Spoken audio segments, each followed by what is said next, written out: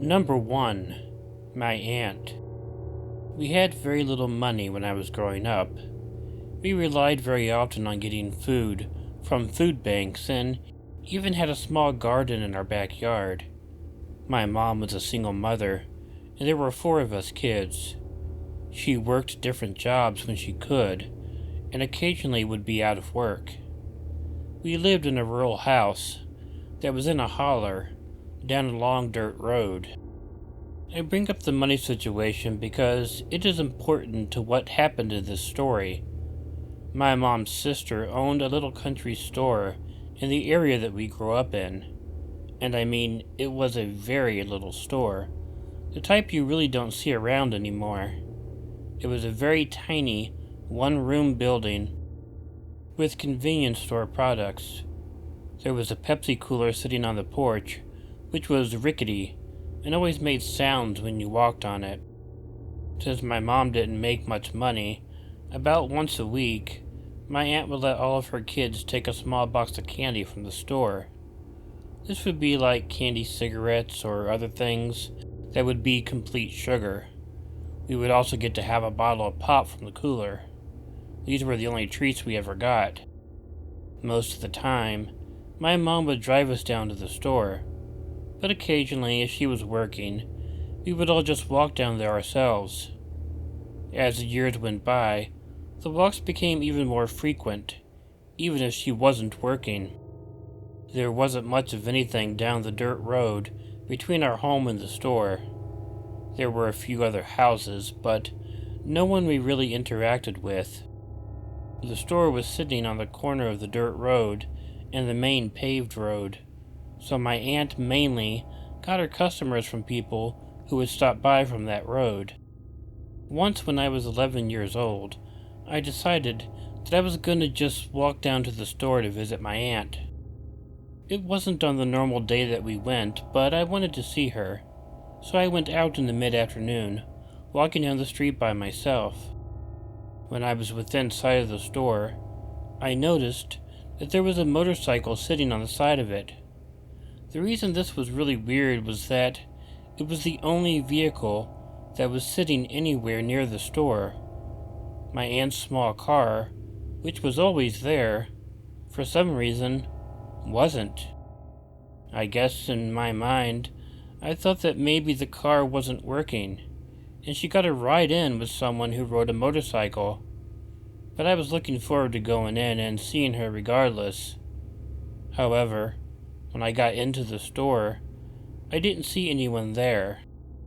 Apart from the one room of the store, there was a small stockroom/office, and I checked in there, and my aunt wasn't in there either.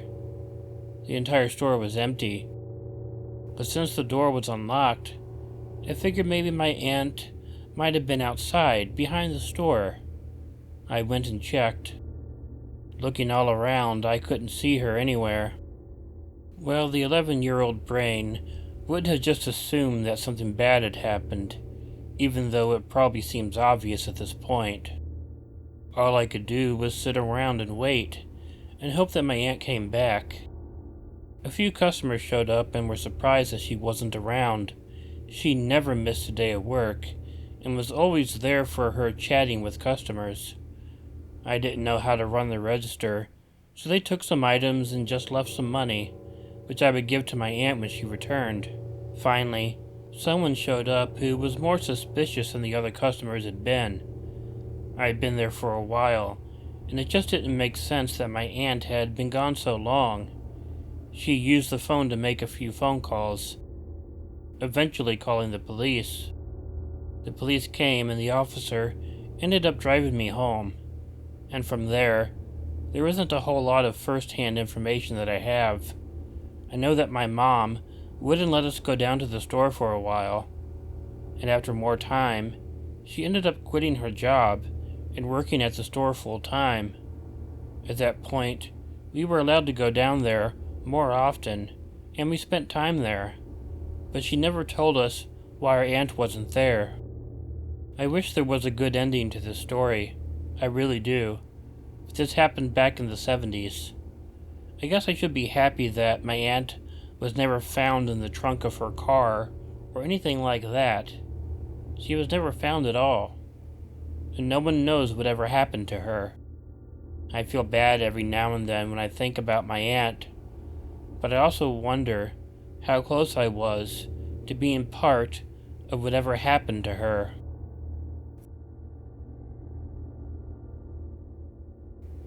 Number 2. Trap. I've waited a long time to tell the story. It happened to me a long time ago when I was a teenager. I lived in a town in a bit of a rural area. There were a lot of little towns in the area, separated by a major river and tons of hills. I wasn't much about hanging out in the country myself, and once I became old enough and moved out, I've lived in the city ever since.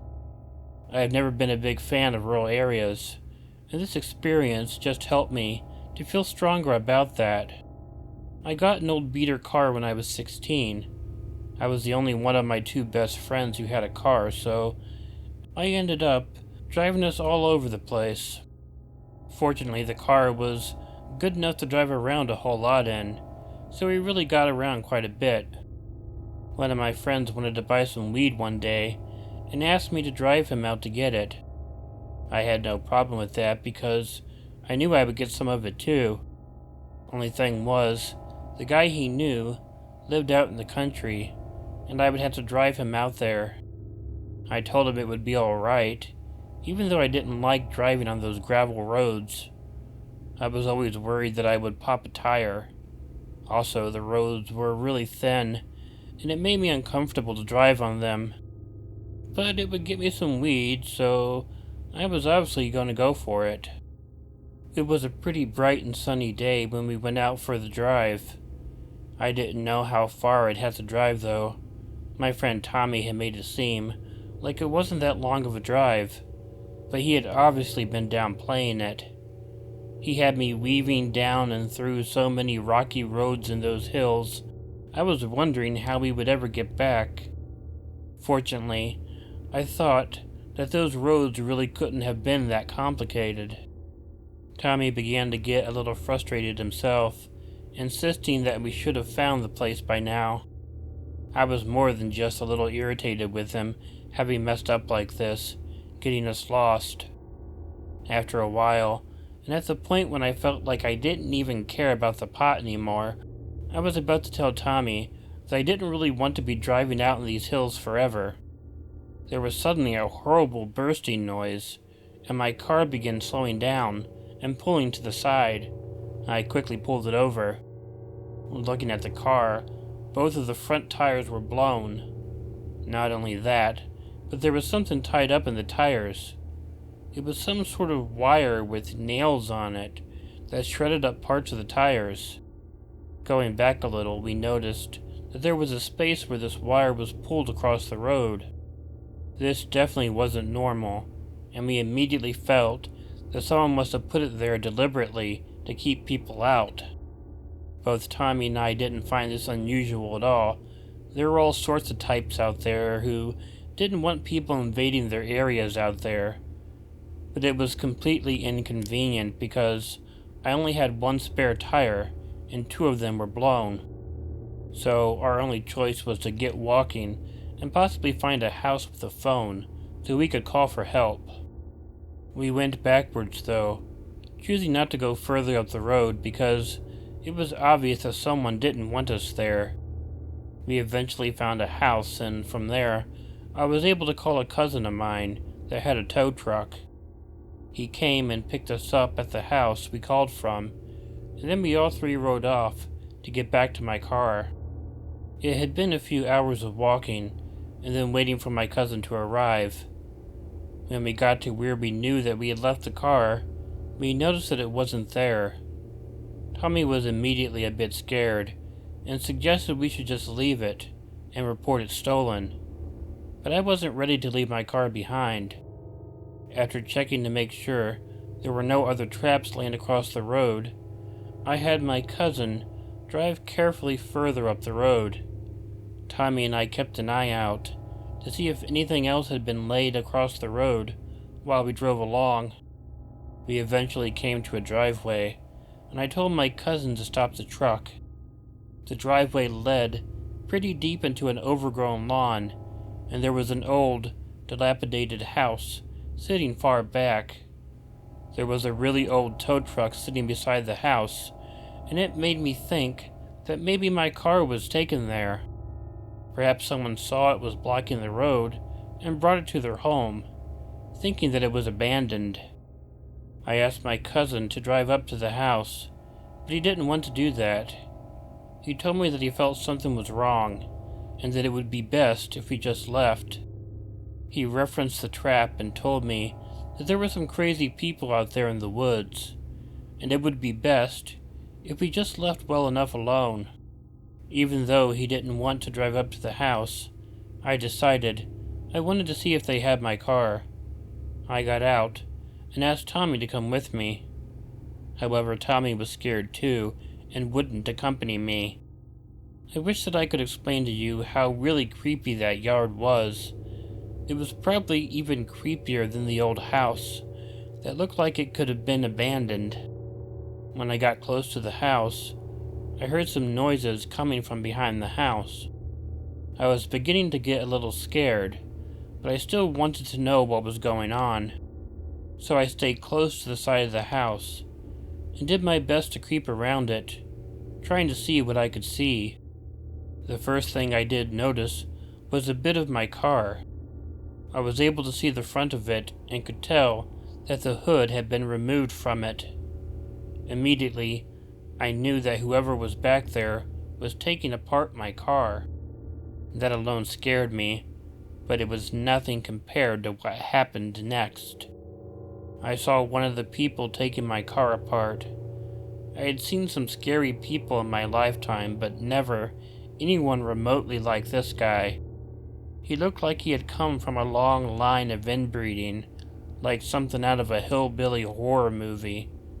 And right before I could get over seeing him, I saw another guy who looked very similar, and they both were the scariest people I'd ever seen in my entire life. I suddenly realized why Tommy and my cousin were too scared to come into the yard with me. Slowly, I began backing my way against the side of the house. Even then, when I got around the house and back to the driveway, I was too scared to turn around. I began walking backwards faster and faster so I could watch and make sure that I wasn't getting caught. However, when I was halfway down the long driveway, I finally couldn't take it anymore. I turned around and began hightailing it out of there.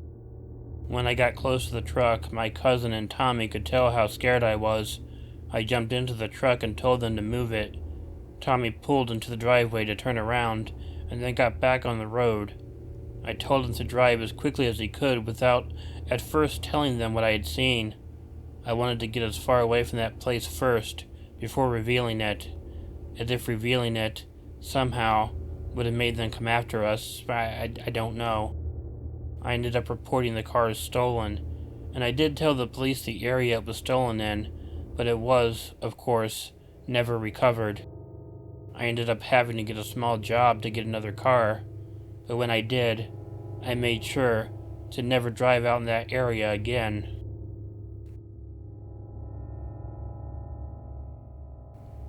Number 3. The hike. I had an experience that really disturbed me once when I was out hiking. I had a usual area that I enjoyed hiking in and tended to go there at least once a year. There is a minor river that runs through the area that I mainly follow. I don't walk along the river, however. I stay up on the hills, on the side of the river, looking down it as I go along. These hikes were generally pretty peaceful. I didn't hike in an area that was actually meant for hiking. Instead, I picked a place that I probably wasn't supposed to be in. However, it wasn't fenced off from the road or protected in any such way, so I figured it was fine for hiking. The point being is that I never came across other people when I was out doing this. So this time, late into the first day that I was hiking, I noticed something that surprised me. There was a small boat on the water. and there seemed to be about 3 guys in the boat. I was, like I mentioned, up on the hill, so I doubted that they could see me. I expected them to move ahead of me quickly because they were in a boat, but they didn't. They never got too far ahead of me, which was a bit unsettling. The first night that I camped out, they brought the boat to shore. They camped out on the shore not very far away from where I was camping. I had a little bit of trouble sleeping that night. It seemed like way more than a coincidence, but it was nothing like what I was thinking the following day. I mean, I got a bit of a head start on them because I got up first, but it wasn't long before they were caught up with me, and they didn't get that far ahead of me again. So that second day I began getting very anxious. I began wondering if somehow the men in the boat knew that I was up there, and they were following me, but along the river. But that made little sense. First, I couldn't think of any reason that anyone would want to follow me. And secondly, why were they just following me along in the river? If they knew I was out there and they had some problem with me, it would make more sense for them to just confront me directly. So I thought it just had to be a really weird coincidence. Thus, I did my best to try and not get worked up about it. During the second night, I put up my tent and I was sleeping. I was woken by a noise outside of my tent. Immediately I noticed a light outside and knew that someone was walking around with a flashlight. I knew it had to be at least one of the guys from that boat, and after a while I noticed that there was more than one light out there. So at least 2 of them were up in my camping site, and they were shining their lights around everywhere. I tried my best to just pretend that I was still sleeping. I had a hunting knife on me, and I grabbed it and held it under me in case I needed it. At one point, I heard the zipper to my tent being slowly pulled open. I heard the flap of the tent being moved around. I held my breath thinking that I would quickly have to defend myself. It was nerve-wracking, but I could tell that no one had tried to enter the tent. I just had the feeling that whoever was there, they were simply looking at me. Maybe they were trying to figure out who I was, I don't know, but it seemed like forever, and I felt like I had to keep myself constantly ready to attack and defend myself if I needed. Eventually, though, I heard the flap close. Then, I heard the zipper slowly moving up. Opening my eyes, I watched as the flashlights went out. I assumed that the men left after that. Eventually, I was finally able to fall back to sleep. The following day, I checked and the men and the boat were gone. There was no sign of anything other than some footprints around my camping area. I figured the men must have thought I was someone other than I was. But still, I wasn't going to look a gift horse in the mouth. I immediately began hiking in the opposite direction, back to my car. I found a new place to hike after that. The experience was way too creepy.